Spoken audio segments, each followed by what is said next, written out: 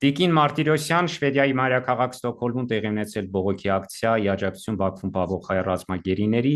Հայկական մամուլը սրա մասին դեռ շատ չի անդրադարձել։ Ես կխնդրեմ ներկայացնել կոնկրետ որտեղ է տեղի ունեցել ակցիան եւ ակցիայի հետ կապված բոլոր մանրամասները։ Բարև ձեզ։ Ակցիան տեղի է ունեցել Շվեդիայի մայրաքաղաքում Ստոկհոլմում, ավելի ճշգրիտ արտաքին գործերի նախարարության դիմաց։ Ակցիայի բուն նպատակը բնականապես բարձրաձայնել Բաքվում պահվող մեր գերիների հարցը եւ պահանջել, որպեսզի Շվեդիան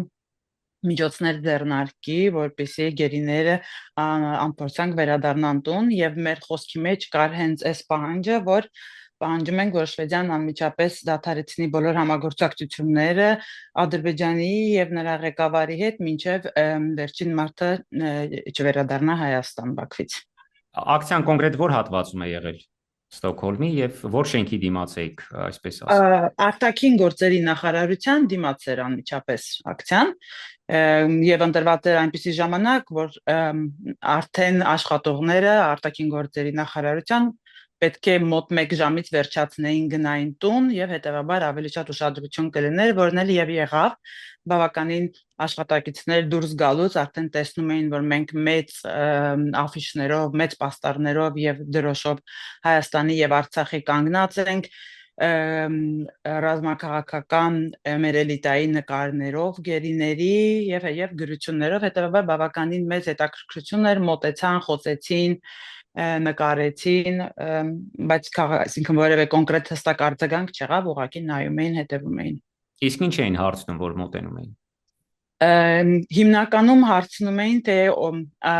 անցորդներն էին շատ հարցնում, իրենք չեն մոտենում, իրենք պարզապես նայում էին, բայց անցորդները հիմնականում հարցնում էին ովքեր են, ինչ է կատարվել։ Ոմանք գիտեին, ճանաչում էին Ռուբեն Վարդանյանին նկարից, հա, իրեն գիտենք, իրեն ճանաչում ենք եւ պաստառների վրա ունեինք QR կոդերը, նկարում էին, որպեսզի հետո կարդային։ Իսկ ինչ գրություններով էր պաստառը։ Մի քանի պաստառներ էին, ազատություն գերիներին, հիմնականում անգլերենով էր, ազատություն բոլոր ռազմաքաղաքական գերիներին, բոլոր գերիներին, այնուհետև Ալիևը պատերազմի բան է, հանցագիծ է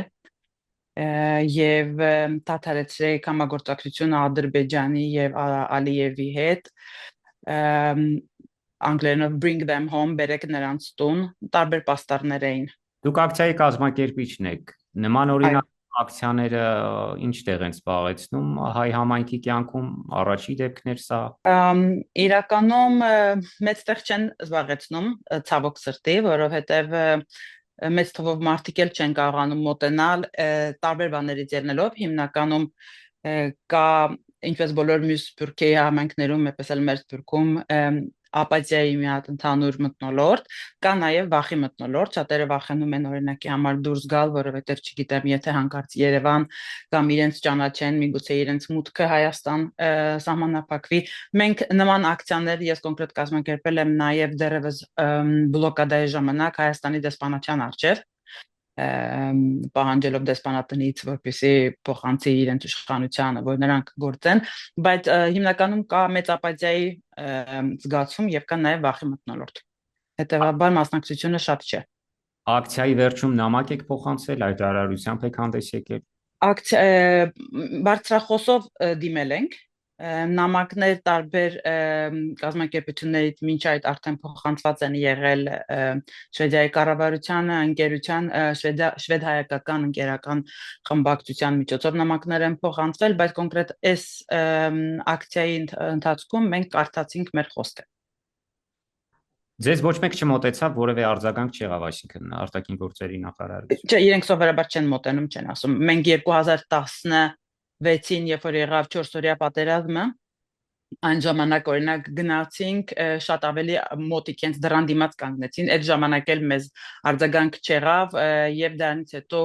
չթողեցին այդտեն շատ մոտենալ դրանից հետո դիմացի փողոցն էինք կանգնում որպեսզի իրենք անմիջապես չկարողանան ինչ որ բան ասել կամ արձագանքել հետո հերվից նայում են բայց չեն արձագանքում բայց մեր համար կարևոր էր որպեսզի մենք այնտեղ լինեինք կարևոր էր որ իրենք տեսնեին մեզ համար կարևոր չէր թե շատ ցանկալի կլիներ որ ավելի շատ մարդ կար բայց հիմնականում նպատակը այն էր որ մենք ցույց տայինք որ կան մարդիկ ովքեր դեմ են այս ամենին կան մարդիկ ովքեր բարձրադայնում են նույնիսկ եթե մեր կառավարությունը ոչինչ չի անում մեր դեսպանատունը ոչինչ չի անում Ստոկհոլմում